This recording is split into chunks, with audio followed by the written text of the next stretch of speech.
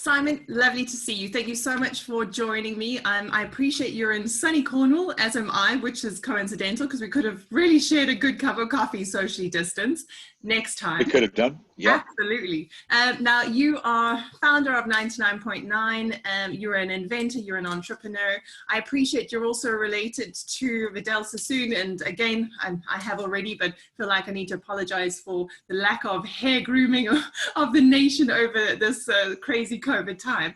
But what is it that took you on this entrepreneurial journey? Is it in your blood? Is it in your family? How did you get there? Great question. And first of all, I'll address your hair. It just so happens that I think you have a pretty well coiffured bob. Okay. Thank you, sir. So you're welcome. So this is a simple question to answer.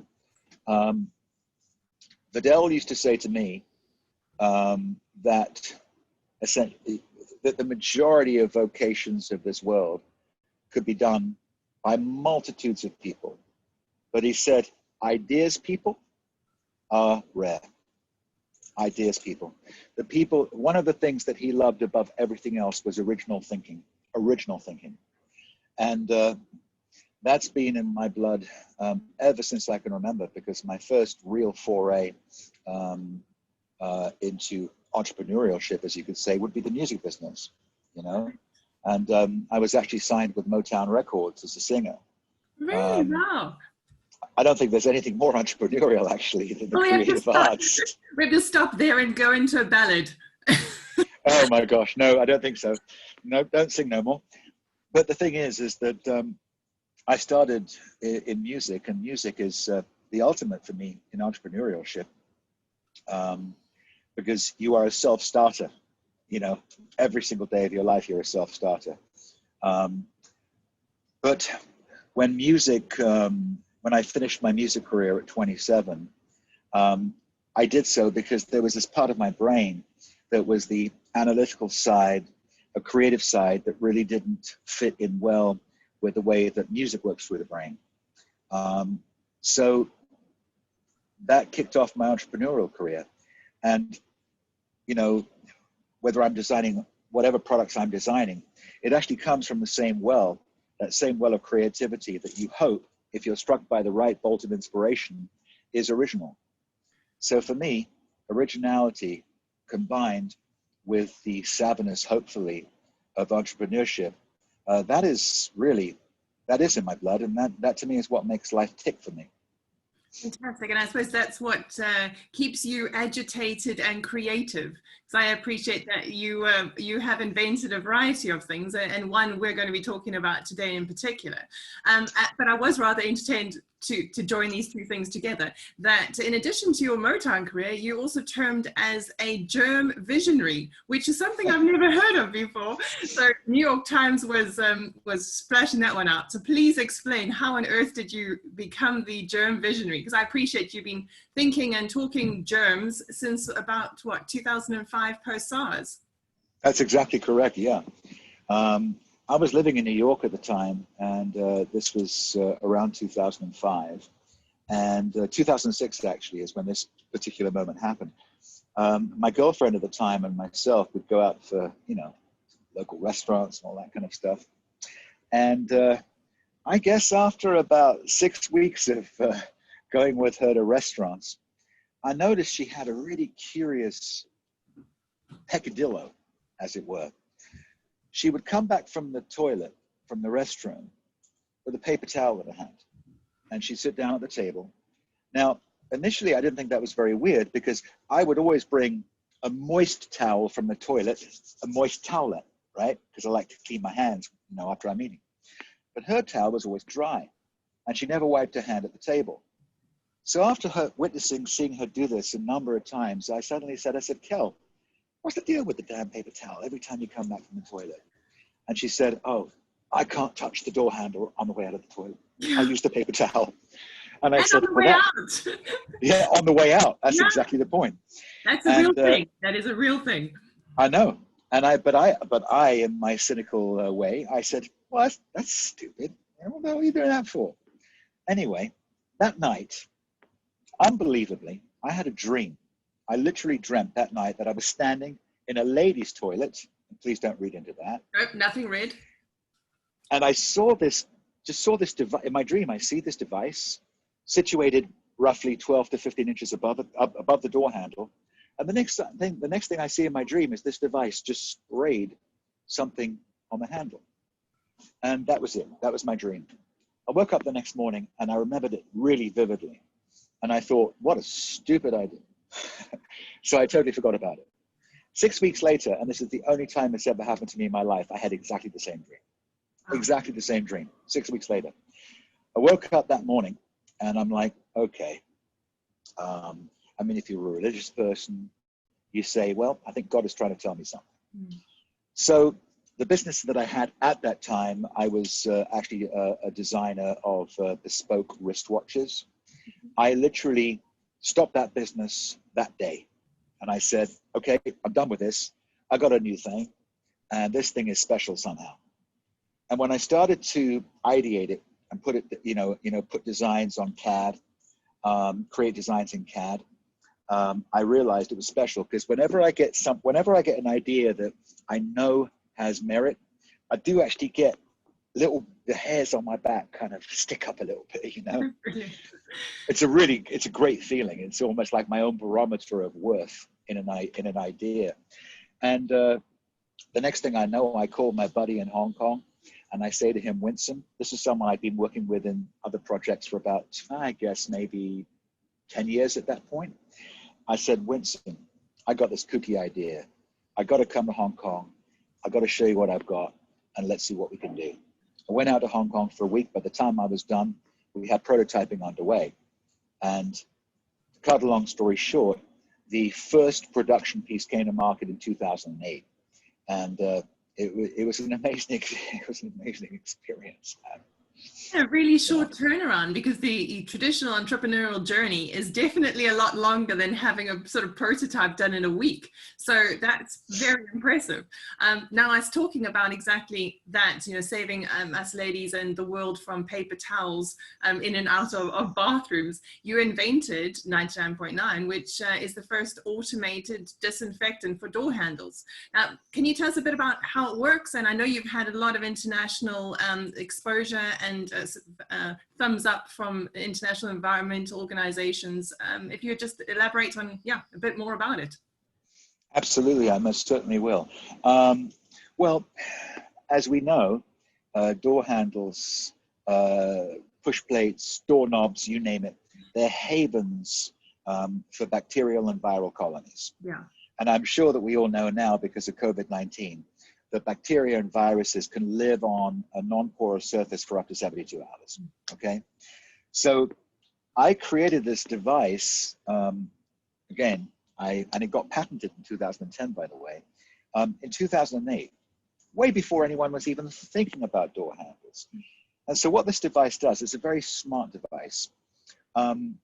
It will give at specified intervals the handle, the knob, the push plate, a mist, an intelligent disinfecting mist over that surface, which will instantly kill whatever's on there. But, and this is what's so cool, is that the actual intelligent mist itself has residual efficacy.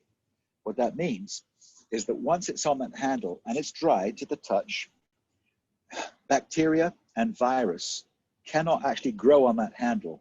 It will, well, let's put it this way. It will withstand up to 25 touches approximately before it sprays again, you know?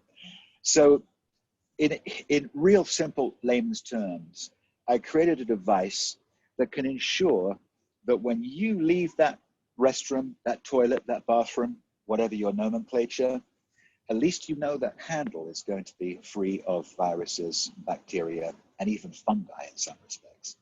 And why that is important is because a lot of bathrooms, restrooms today, they're touch-free.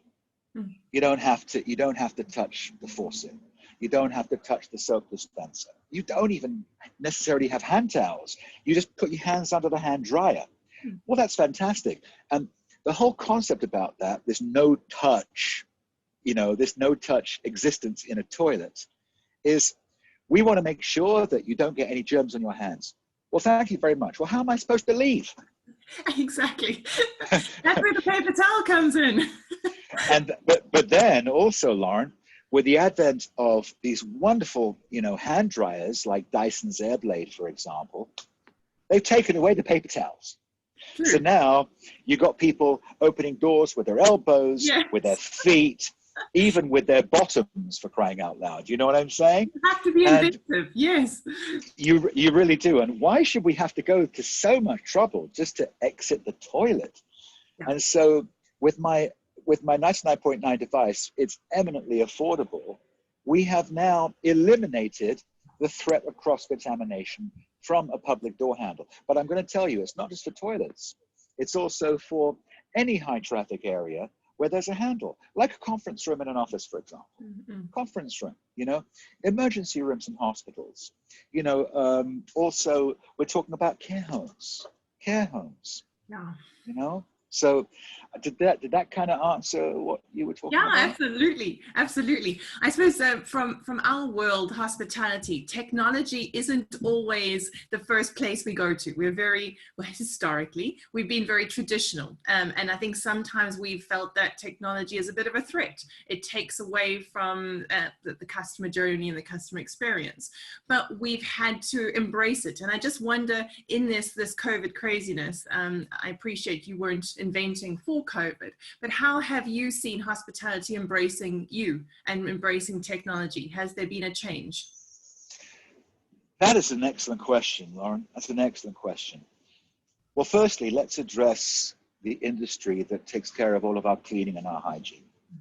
A lot of companies in this industry have been following the same format for many, many years. Okay, I think that's a given, right? Yes. Also, it's an industry that's very cost-driven. Very cost-driven.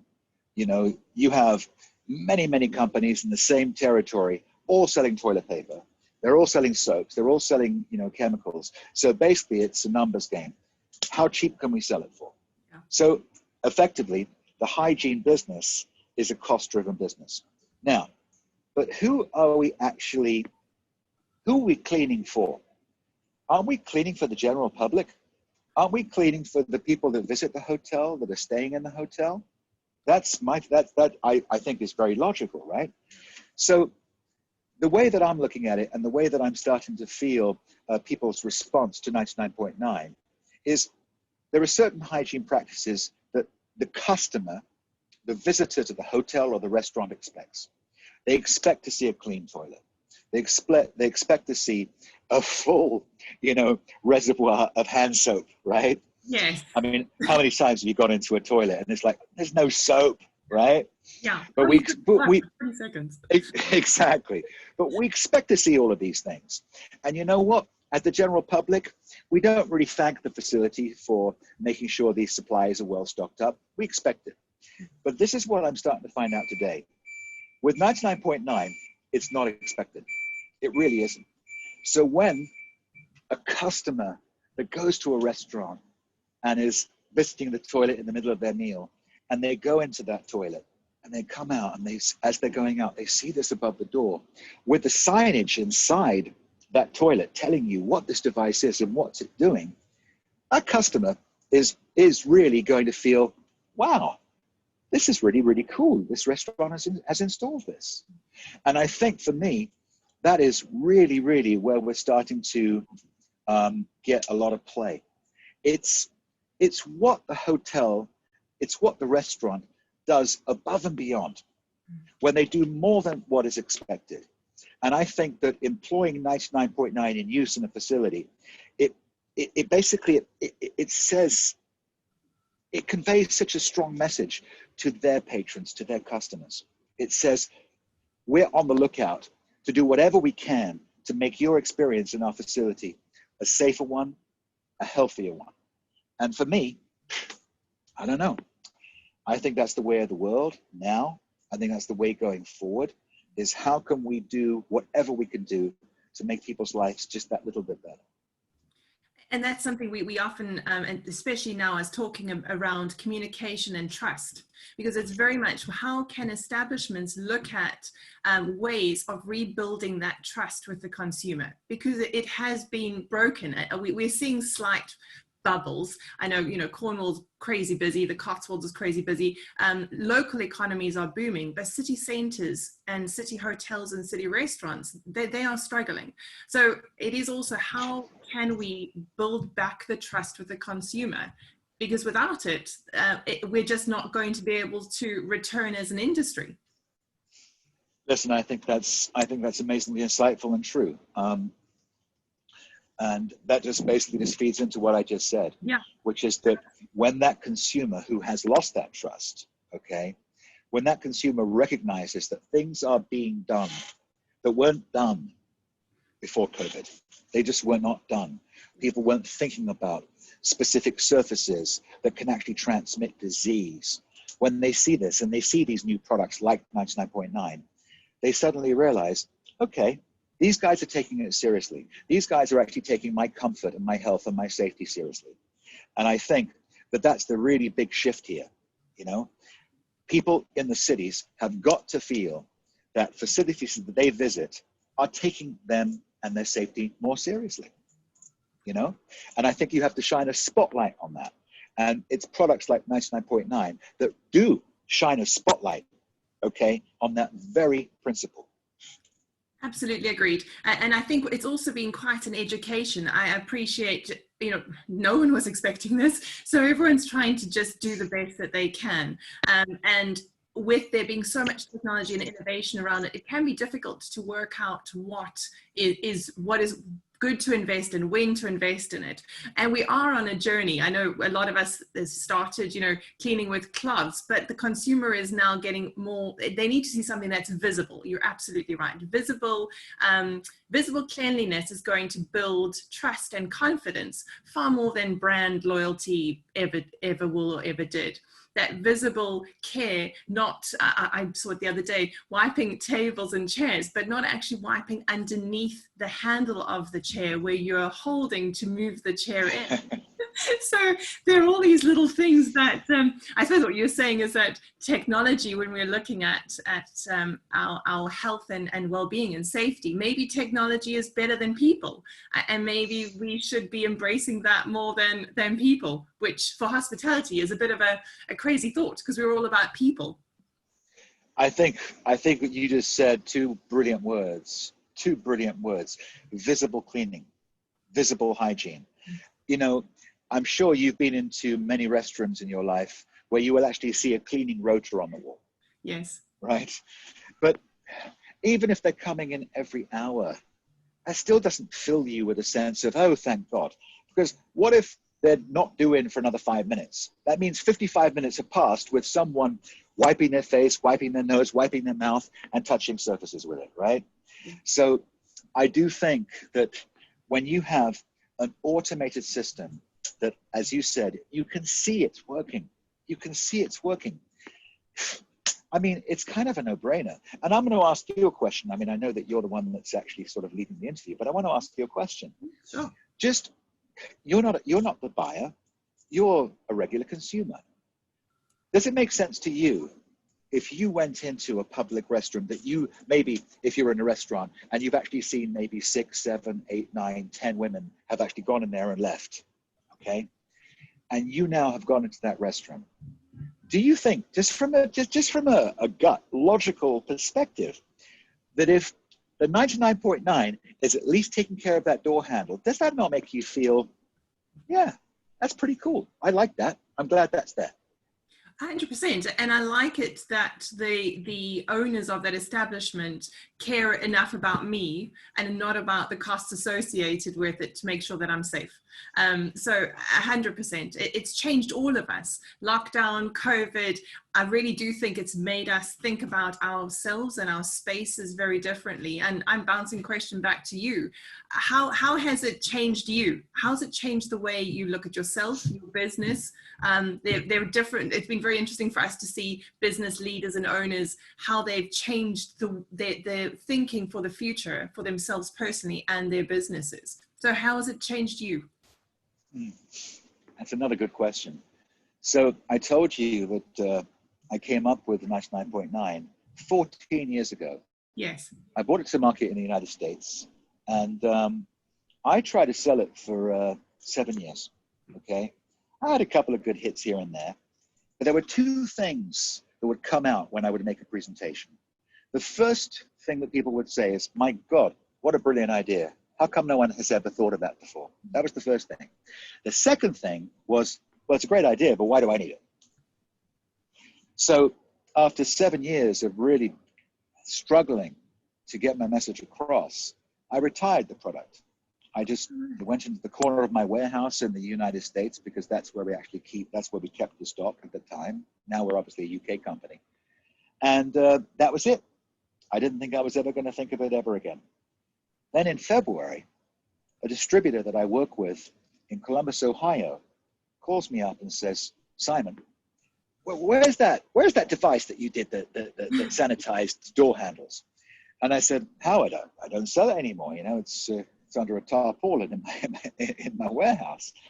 And he says, "Well, we need it." I said, "Howard, can I remind you that 7 or 8 years ago, you said to me, 'What's the point?'" Yeah. And he said to me, "Well, Simon, wait a minute. That was back then. This is now. You know, have you been watching the news? You know, this is back in February. COVID-19, coronavirus."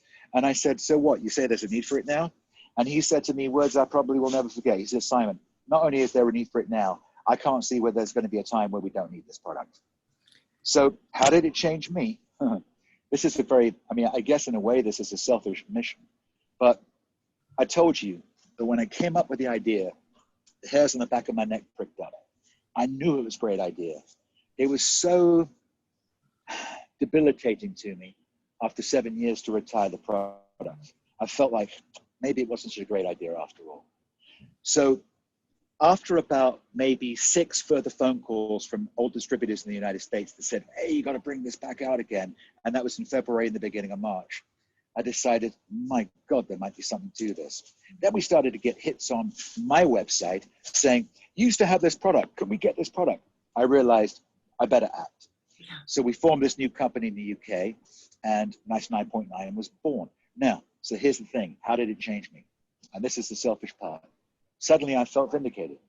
You know, I felt vindicated that what I saw 14 years ago was pertinent then, but it's taken a global pandemic for other people to see how pertinent this product is. And believe me, I wish we didn't have the pandemic. And to be honest, maybe I wish that I didn't bring it back out again, because then everything would still be the same.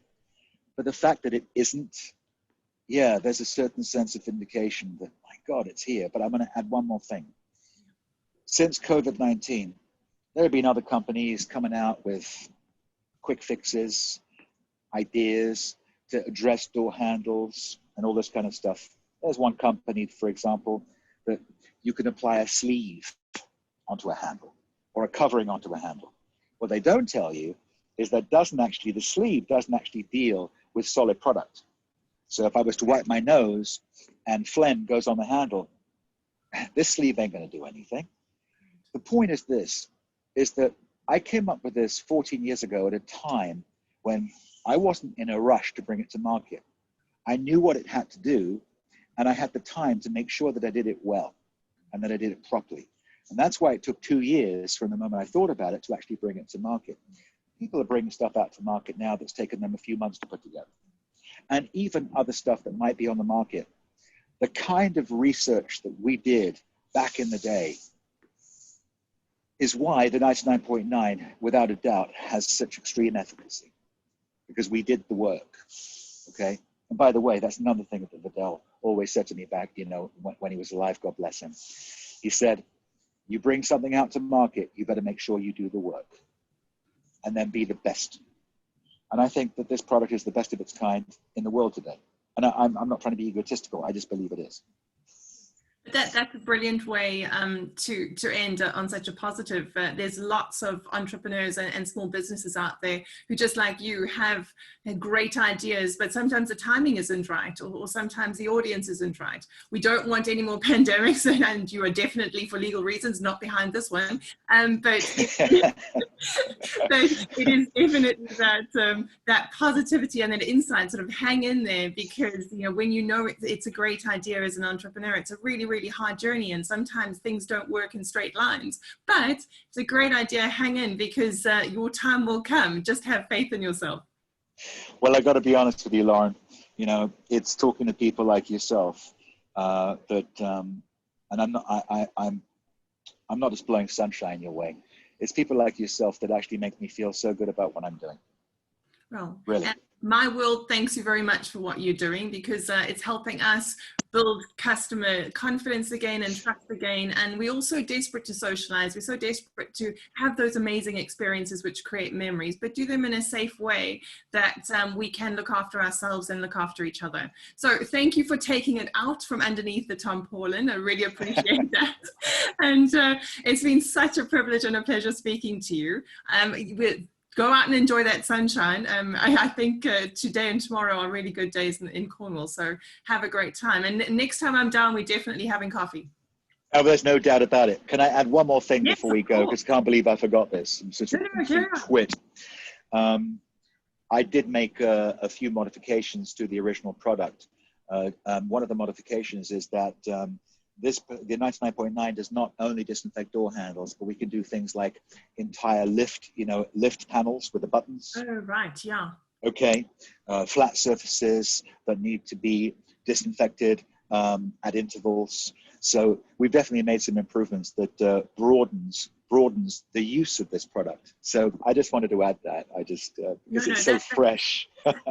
That's fine. You don't have to remember everything all the time. That's very valid.